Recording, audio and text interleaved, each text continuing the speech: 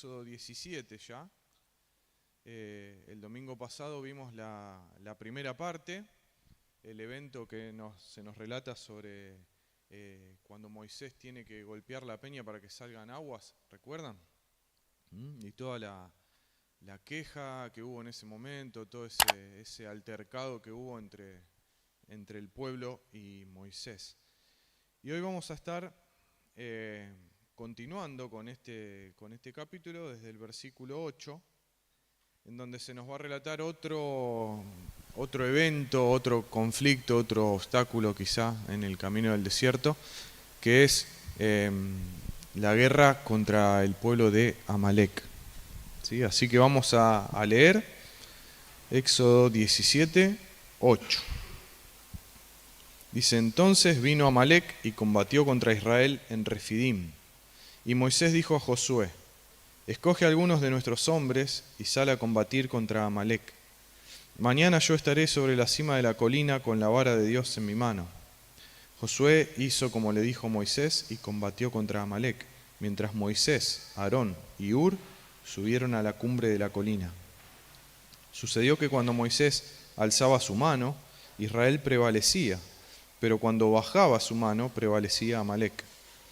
Ya las manos de Moisés estaban cansadas, por tanto tomaron una piedra y la pusieron debajo de él, y él se sentó sobre ella. Aarón y Hur sostenían sus manos, el uno de un lado y el otro del otro lado. Así hubo firmeza en sus manos hasta que se puso el sol. Y así derrotó Josué a Amalek y a su pueblo a filo de espada. Entonces el Señor dijo a Moisés: escribe esto en un libro como recordatorio, y di claramente a Josué que yo borraré del todo la memoria de Amalek de debajo del cielo. Moisés edificó un altar y llamó su nombre: El Señor es mi bandera. Por cuanto alzó la mano contra el trono del Señor, el Señor pondrá guerra contra Amalek de generación en generación. Bien, entonces hasta ahí el relato, ¿sí? Aparece este pueblo, Amalek, a pelear contra Israel en el mismo lugar donde ellos estaban, en ese área, esa zona llamada Refidim. ¿Y quiénes eran estos de Amalek, o los amalecitas, como los podemos conocer también, ¿no? Eran un pueblo semi-nómade, digamos, que solían habitar esa misma región, pero no en un lugar específico, sino que andaban merodeando ahí esa región, y habitaban al sur de la tierra prometida, al sur de Canaán, lo que se conoce como el Negev, y también una parte de este desierto, de esta península de Sinaí, que es donde se encuentran con Israel. Hay algunos comentaristas que dicen que este pueblo descendería de Esaú, ¿sí? ¿Recuerdan el hermano de Jacob? ¿Por qué dicen esto? Porque en Génesis 36, en un momento se nos relata la genealogía de Esaú, y en el versículo 12 dice que Timna fue concubina de Elifaz, hijo de Esaú, y ella le dio a luz a Amalek. Entonces muchos dicen que estos amalecitas descendían de Esaú, por lo cual también podríamos decir que serían como una parte de los edomitas que también habitaban por ahí, por esa zona, ¿sí? Aunque eran evidentemente pueblos o tribus separados.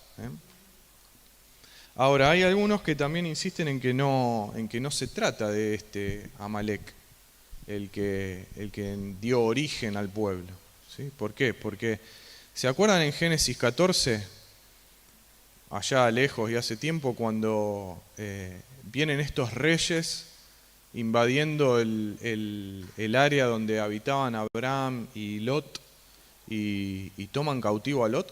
¿Recuerdan ese evento? Bueno, allí en ese relato también se nos dice que esos reyes pasaron y conquistaron la tierra de los amalecitas, ¿sí? Entonces muchos dicen, bueno, eso fue mucho antes de que naciera Jacob y Esaú. Entonces no se puede tratar del nieto de Esaú, el Amalek que dio origen al pueblo. Probablemente sea alguien que comparte el nombre, ¿sí? Pero no sea el origen. Y otros dicen, no, eso no es prueba, porque lo que puede pasar es que el narrador, digamos, cuando está contando la historia, dice, bueno, y conquistaron también toda la tierra de los amalecitas, como para dar una referencia, ¿no? Y que en realidad en el momento de los eventos todavía no habitaban allí los amalecitas, sino que simplemente es como una referencia a un lugar que es conocido ahora para ellos, como para que el lector se pudiera dar una idea de cuál había sido el territorio involucrado en la historia. No podemos saber, digamos, cuál sea la correcta, ¿no? Entonces tenemos estas dos opciones como para saber un poco de qué se trataba este pueblo que invadió a Israel. Lo que sí estamos seguros es que ellos son los que tienen este primer combate con Israel luego de que ellos salen de Egipto, ¿sí? Hasta ahora recuerdan que primero Dios los llevó por otro lado porque dijo, no vaya a ser que vean guerra en el camino de los filisteos y se vuelvan a Egipto, ¿sí? Entonces, hasta ahora ellos han tenido muchos inconvenientes con el agua, con la comida, con esto y con lo otro, pero guerra es la primera vez que vemos que surge en este camino en el desierto. Y en este pasaje no se nos dan demasiados detalles de cómo empezó el combate, o qué fue lo que pasó, o por qué los amalecitas fueron a pelear con Israel, ¿sí? Pero tenemos también en el libro de Deuteronomio, vamos a buscar Deuteronomio capítulo 25, cuando Moisés está repasando todo el viaje por el desierto con la nueva generación de israelitas que va a entrar a la tierra prometida, él va a mencionar este evento. Y fíjense lo que dice Deuteronomio 25, 17 y 18. Moisés les dice, acuérdate de lo que te hizo Amalec en el camino, cuando salieron de Egipto, cómo, estando tú cansado y agotado, te salió al encuentro, y sin temor de Dios, desbarató tu retaguardia y a todos los debilitados que iban detrás de ti. ¿Sí? ¿Ven el foco que hace Moisés cuando relata este evento? Él está diciendo que Amalec atacó, podríamos decir, como traicioneramente, ¿no? Por la retaguardia, aprovechando que Israel estaba cansado, agotado del trajín del desierto. ¿Y a quién atacó? A los débiles que iban atrás, ¿sí? Entonces, una vez más, cuando nosotros vemos estos detalles complementarios, podemos ver al ser humano otra vez aprovechándose de alguien que está en debilidad, en vulnerabilidad, ¿sí? En este caso, el pueblo de Israel, atravesando ese desierto, y ellos aprovechando que atrás iban gente que estaba cansada, agotada, débil, aprovechando para sacar ventaja para ellos mismos, ¿sí? No sabemos exactamente cuál era la motivación. Quizá era evitar que Israel llegara a lo mejor a sus dominios, ¿sí? Más adelante en número nosotros vamos a ver que los moabitas hacen lo mismo y contratan a este hechicero Balaam para que evite que Israel llegue a su región. Puede haber sido eso. Puede haber sido una competencia quizá por recursos. Israel habían tenido la fuente de agua que Dios había provisto para ellos. Quizás el agua era un bien muy preciado en ese momento, en esa zona. Entonces puede haber sido ir a intentar aprovechar esos recursos. O simplemente vieron la oportunidad, ¿sí? Este grupo de gente con gente que está ahí, que se está quedando atrás, y dijeron, bueno, vamos a aprovechar. Y en esa época había muchas de estas bandas en donde atacaban un grupo de personas que quizá iba viajando y se quedaban con sus despojos. No sabemos bien, pero sí podemos ver detrás de todo esto esa motivación que siempre vemos a lo largo de todas las historias en el ser humano de aprovecharse del otro, ¿no? Del que está en una situación en donde yo puedo ejercer cierto poder y aprovechar para mí y sacar un provecho. También esta historia nos va a servir como una especie de anticipo de lo que va a pasar en Canaán, ¿sí? Porque ellos van a tener que luchar. Hay gente que vive allí, en esa tierra a donde Dios los está llevando, ¿sí? Entonces esto también nos sirve y les va a servir a ellos para que ellos empiecen a familiarizarse con este tema de la guerra, y vamos a ver que también en cómo sus batallas van a ser libradas. Y también es llamativo, digamos, en este aspecto, que esta es la primera vez que aparece un personaje, el personaje de Josué, ¿sí? Que nosotros lo tenemos sumamente relacionado con el tema de la conquista de Canaán. Fue quien sucedió a Moisés, fue quien cruzó el Jordán con el pueblo como el líder del pueblo y el que llevó adelante la mayoría de las batallas para conquistar la tierra prometida, ¿sí? Entonces vemos cómo también aparece Josué, y esto nos va conectando a través de situaciones, a través de personas, todo este evento con Amalek, con lo que luego va a suceder más adelante, después del Sinaí, después de otro viaje en el desierto, al llegar a la tierra prometida. Ahora, decíamos, ellos van a aprender a través de esta batalla, ¿sí? Y no solo van a aprender a pelear, sino que van a aprender a que durante toda la conquista de la tierra prometida y en esta batalla también ellos van a tener que confiar en que no es su fuerza, no es su habilidad, no es su capacidad la que va a determinar el resultado de la batalla, del combate, ¿sí? Sino que es el poder de Dios el que lo va a hacer. ¿Cómo vemos esto? ¿Qué le dice Moisés a Josué que va a estar haciendo él?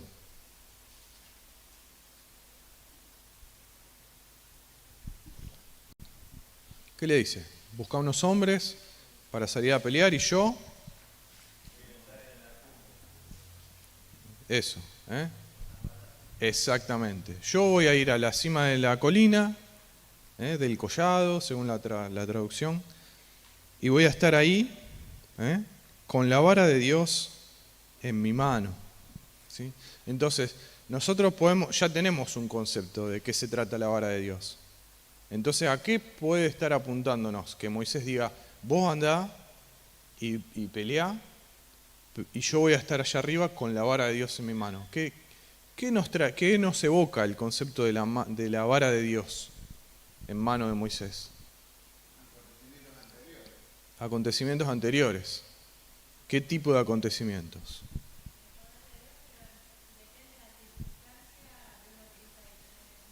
Bien, representa, dice Cristina, el poder de Dios y que depende de las circunstancias, se manifiesta de diferentes maneras. Los milagros. Bien, la autoridad de Dios sobre cualquier otra cosa. Entonces ven cómo el autor ya nos está dando los detalles para ir como encaminándonos a que nosotros nos vayamos dando cuenta que esto no va a depender de Josué y de la cantidad de israelitas, que no sabemos cuántos eran, que estaban peleando ahí, ¿sí? Moisés iba a estar con la vara de Dios, una vara que nosotros ya conocemos, y que estuvo involucrada en casi todas las señales que nosotros ya venimos viendo en el libro, ¿sí? Ahí yo marqué algunas, hay otros casos. Por ejemplo, cuando Dios lo llama a Moisés y le dice, ¿qué tenés ahí en la mano? Una vara. Bueno, llévala, porque a través de esa vara vos vas a hacer las señales que yo te voy a mandar. Vemos ahí también el evento en cuando Aarón tira esa vara y se convierte en esa serpiente, en ese tanín, que devora las de los magos egipcios, el agua en sangre en el Nilo, golpeando la tierra para que se convierta en piojos. También en la de granizo, vemos que en cantidad y cantidad de las señales, incluso en la apertura del mar de los juncos, aparece esta vara de Dios, esta misma vara que Moisés dice, yo voy a tener ahí en la mano mientras ustedes están peleando abajo, ¿sí? Y en este punto no podemos aislar, digamos, este relato de lo que estuvimos viendo el domingo pasado, del contexto inmediato. ¿Se acuerdan la pregunta que el narrador nos deja ahí, que Israel se había hecho cuando preguntó por el tema de las aguas? ¿Qué había preguntado Israel, tentando al Señor? ¿Está Dios o no está Dios con nosotros? ¿No? Entonces, esa pregunta sigue latente ahí. Entonces, a través de esto también Dios va a demostrar que no solo Él está para proveerles el agua que necesitan, o el maná, o las codornices, como fuimos viendo, sino que también está cuando suceden este tipo de cosas, que viene un pueblo enemigo y los ataca. Entonces, esto también va a ser una señal que Dios va a hacer y va a utilizar la maldad o las malas intenciones de Amalek para manifestar su poder, para manifestar que Él está con Israel, para darse a conocer a su pueblo, ¿sí? Como sucedió en todo lo que venimos viendo anteriormente. ¿Se acuerdan que las señales que se fueron dando en Egipto tenían un motivo? ¿Cuál era ese motivo? ¿Cómo? Darse a conocer, que los egipcios conozcan quién es Jehová, que los israelitas conozcan quién es Jehová, que las naciones sepan quién es Dios. Entonces acá otra vez vamos a ver cómo este acto traicionero de Amalek de atacar a estos israelitas debilitados, cansados, es utilizado por Dios para manifestar su nombre, para sus propósitos. Y pensaba, ¿se acuerdan lo que José le dijo a sus hermanos cuando ellos estaban atemorizados porque Jacob había muerto? ¿Qué les dijo? Ustedes pensaron, pero ahí está. ¿Ven cómo es un tema que se va repitiendo? El ser humano pensando en hacer mal a otros y Dios tomando y aprovechando eso y transformándolo. Bien. Ahora Moisés no sube solo, sube con otras dos personas, ¿sí? Sube con Aarón, que ya lo conocemos, el hermano de Moisés, el que estuvo ahí con él a lo largo de todas estas señales que se fueron dando en Egipto, y también sube con Hur, ¿sí? Que acá también es la primera vez que aparece, es como que se nos empiezan a introducir otros personajes. Apareció Josué, ahora aparece Hur, y acá no sabemos nada de Hur, simplemente que subió ahí con Aarón, con Moisés.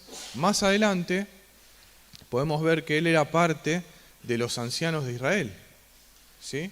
Y también vamos a ver que aparentemente era alguien que dentro mismo del grupo de ancianos del pueblo, era alguien con cierta autoridad. Fíjense lo que dice Éxodo 24, 14. Vamos a leer el 13 y 14, que es cuando Moisés está a punto de subir al monte a recibir las instrucciones de Dios, y va a pasar todo lo que pasó con el becerro de oro, que todavía no hemos estudiado específicamente, pero que conocemos esa historia. Éxodo 24, 13 y 14 dice que se levantaron Moisés y Josué, su ayudante, y Moisés subió al monte de Dios y dijo a los ancianos: espérennos aquí hasta que volvamos a ustedes. He aquí, Aarón y Hur están con ustedes. El que tenga algún asunto, acuda a ellos. ¿Ven? Entonces, claramente Hur era dentro de los ancianos de Israel también alguien con cierta autoridad, porque como que queda junto con Aarón a cargo mientras Moisés se fue. E incluso leí por ahí que según Josefo, este historiador judío, dicen que Hur podría ser el esposo de la hermana de Moisés. Entonces, como que estaba todo en familia. Estaba el hermano, estaba el cuñado, estaban todos ahí. Bueno. Avanzamos con el relato entonces, volviendo a Éxodo 17, versículo 11, nos dice este detalle que parece como hasta raro, ¿no? Porque dice que cuando Moisés alzaba la mano, Israel prevalecía sobre Amalek, pero cuando Cuando Moisés bajaba su mano, Amalek era el que prevalecía sobre el pueblo de Israel. Entonces, ¿por qué esto? ¿Por qué este detalle? ¿No? ¿Para qué se nos cuenta que cuando Moisés tenía la mano en alta, el pueblo avanzaba y dominaba a sus enemigos, y cuando Moisés la bajaba era lo contrario, ¿no? Y recordemos lo que estaba pasando. ¿Qué tenía Moisés en la mano? La vara. Entonces Moisés estaba representando a Dios en ese momento. Moisés estaba cumpliendo ese rol de imagen. Sí, sí va.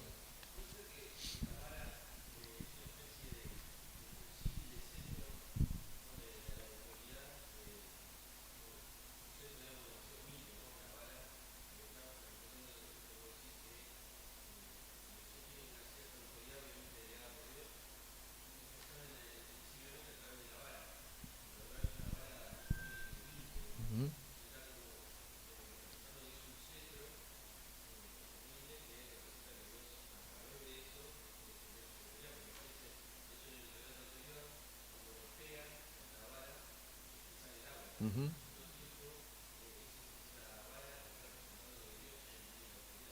Exacto.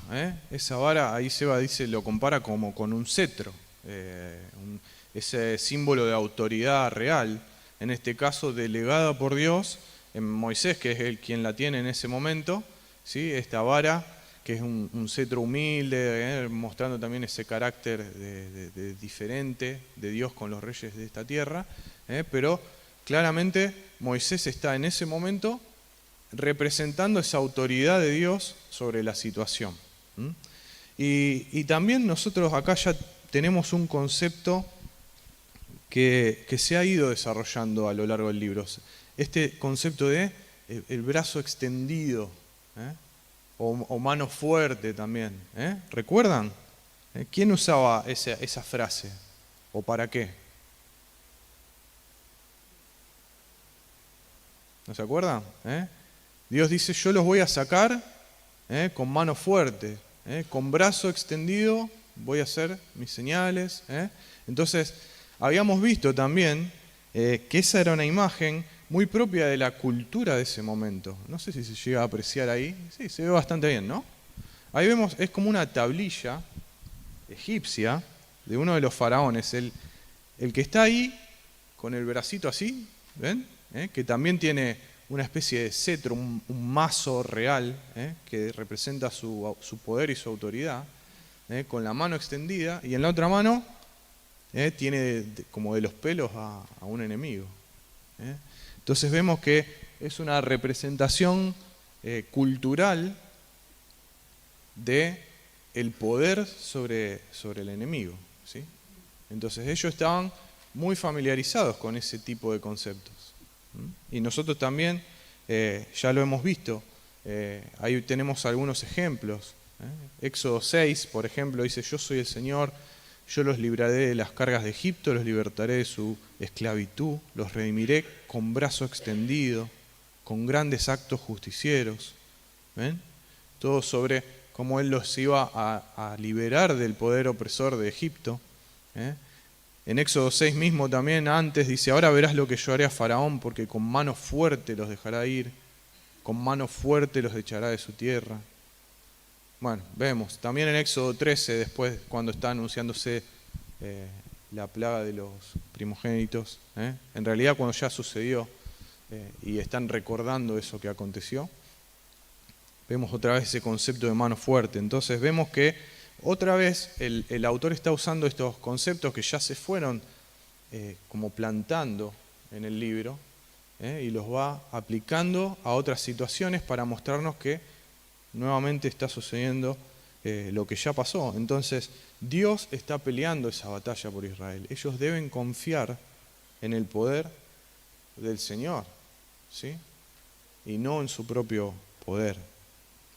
Ahora, está bueno este detalle, porque está Moisés y cuando él levanta las manos, ellos vencen, ¿no? ¿Y cómo hacemos para que los israelitas no digan, la ganó Moisés, che, qué bien que la hizo, porque estuvo ahí?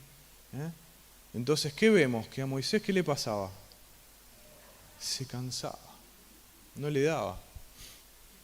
No le daba para toda la batalla. No le daba, se cansaban sus manos. El original dice se ponían pesadas. ¿Vieron cuando uno está haciendo, me acuerdo una vez que pintamos con Ana ahí en casa y ya lo último eran los brazos, eran como, ya no podíamos más, pesaban los brazos, estaban agotados. Bueno, Moisés le estaba pasando esto, nos está mostrando la debilidad de Moisés. No era Moisés, era, como bien dijo Seba, esa autoridad delegada en él. ¿Sí? Y Moisés flaquea, porque no puede, porque no está en él la fuerza. Su debilidad lo afectaba. Entonces ahí también él necesitó ayuda y también estuvo la provisión de Dios para ayudarlo. ¿En quiénes? En Aarón, en Hur, que le trajeron un asientito, lo sentaron, y uno de cada lado lo ayudaba cuando él se cansaba a sostener sus manos en alto y a cumplir ese propósito que Dios les había entregado a Moisés. Entonces, vemos que para que no nos quedemos con el intermediario, ese intermediario también era débil, también necesitaba de Dios y de los demás en la comunidad. Bueno, entonces, después de todo esto, después de que nosotros vemos esta situación extraña de cuando Moisés levanta o baja las manos, el relato nos dice que la batalla termina. Termina la batalla y como Josué, yo tengo derrotó en mi versión. ¿Qué tienen ustedes? ¿Alguien tiene algo distinto? Deshizo. Bien. ¿Qué más? ¿Alguien tiene otra? ¿No? Bueno, hay algunas traducciones también que dicen destruyó. ¿Cómo? Bien, debilitó. Esa está muy buena. La palabra original es halash. Y justamente significa eso, significa volver débil, debilitar. Nos está hablando de quitar el poder, podríamos decir. Si yo estoy débil, no tengo fuerza. Entonces vemos cómo esto es una representación otra vez de esta como puja de poderes. ¿Sí? Y a través de Josué, que está representando a todos los que estaban con él, a través de Moisés, Dios utiliza al pueblo para mostrar una vez más que Él es el que tiene el poder y que su poder excede a todos los demás poderes que se le están enfrentando. Primero fue Faraón con sus artimañas, con su astucia, con su ejército cuando los fue a buscar al lado del mar. Ahora aparece Amalek también intentando aprovecharse de la debilidad de Israel, pero es Dios quien manifiesta su poder y quien finalmente termina anulando el poder de Amalek, debilitándolos, quitándoles ese poder que ellos querían utilizar para aprovecharse de los israelitas a través de la espada de Josué. Entonces, más que los destruyó o que los deshizo, ¿sí? Porque nosotros más adelante en la historia vamos a ver que los amalecitas vuelven a aparecer. Son un enemigo recurrente del pueblo de Israel. Los vamos a ver en la historia con el rey Saúl, con David, más adelante. Algunos dicen que Amán, ¿vieron el enemigo de Mardoqueo en Esther? También era descendiente de estos reyes amalecitas. Entonces, el pueblo de Amalek no desaparece en este momento, pero sí queda debilitado. Se tienen que retirar de allí porque el poder de Dios, una vez más, se muestra, como a lo largo de todo el libro se viene mostrando, como el Dios que está por sobre todas las otras cosas que se le van presentando. Y queda tal enemistad entre Amalek e Israel que vemos una instrucción del Señor. ¿Sí? ¿Qué le dice a Moisés que haga? Que escriba un libro, que escriba esto que pasó en un libro. Entonces acá también, esto es como llamativo, es la primera vez en donde vemos el pedido de Dios a Moisés de que él escriba sobre lo que está pasando en el desierto, ¿sí? Entonces empezamos a ver los primeros indicios de esta escritura, que después se va a ir transformando en lo que nosotros hoy tenemos como el Pentateuco, ¿no? La ley de Moisés, como lo llaman los israelitas. Bueno, y consumada la victoria, ¿qué pasa? ¿Qué hace Moisés? Edifica un altar. Edifica un altar. ¿Sí? Nos hace acordar también a Abraham, que era de edificar altares, en Génesis. Entonces, Moisés construye un altar para adorar, para agradecer a Dios, ¿sí? Por la victoria, y le pone un nombre. ¿Qué nombre le pone?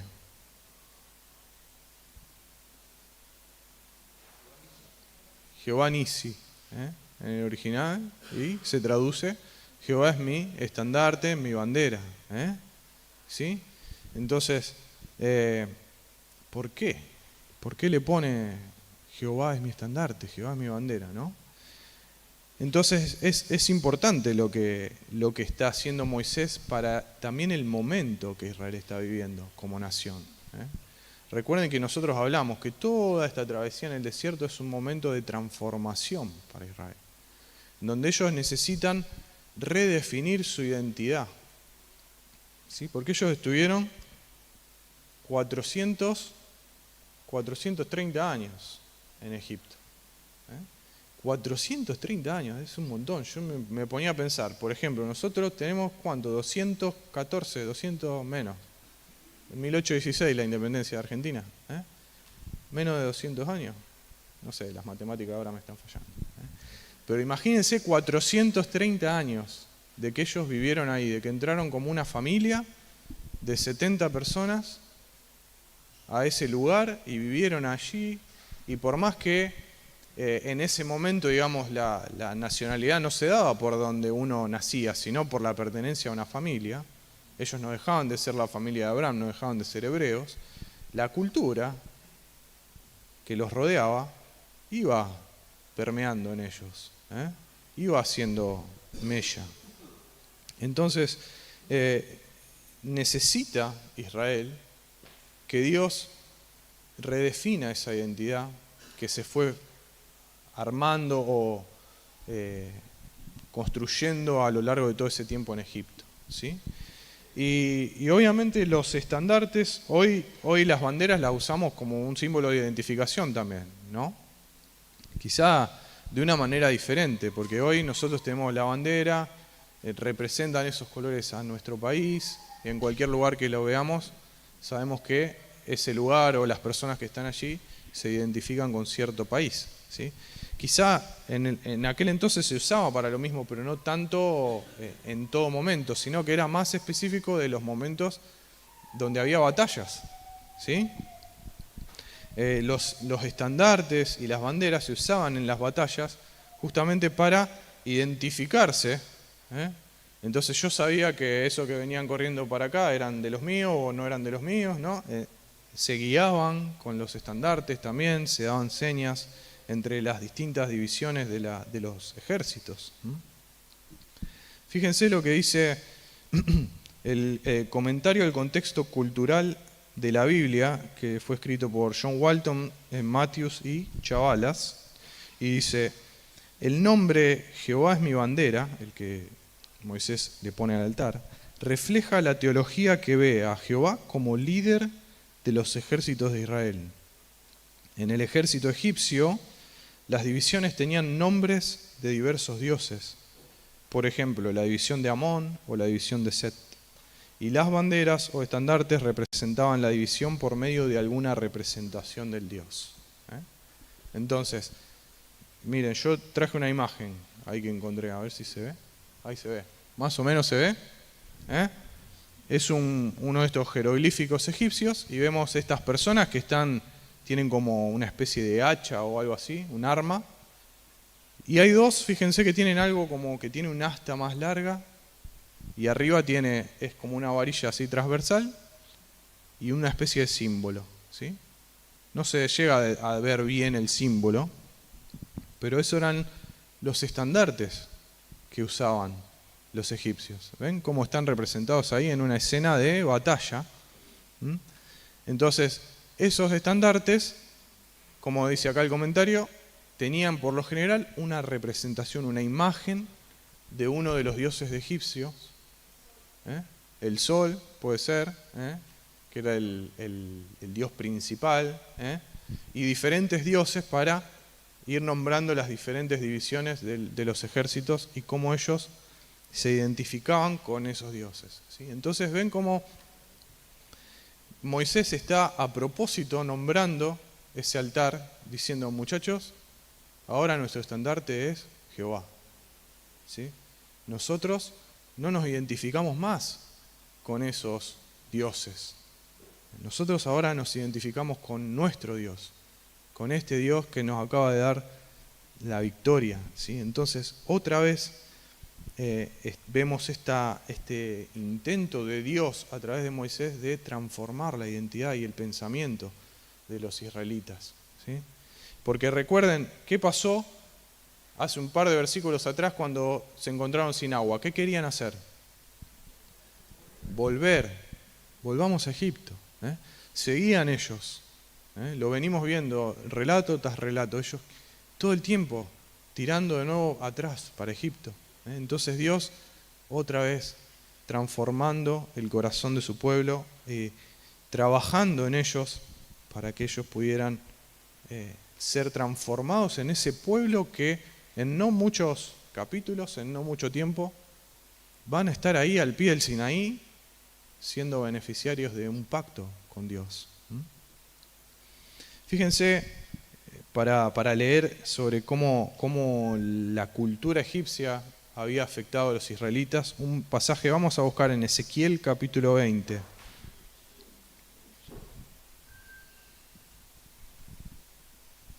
Ezequiel 20, versículos del 6 al 11, vamos a leer.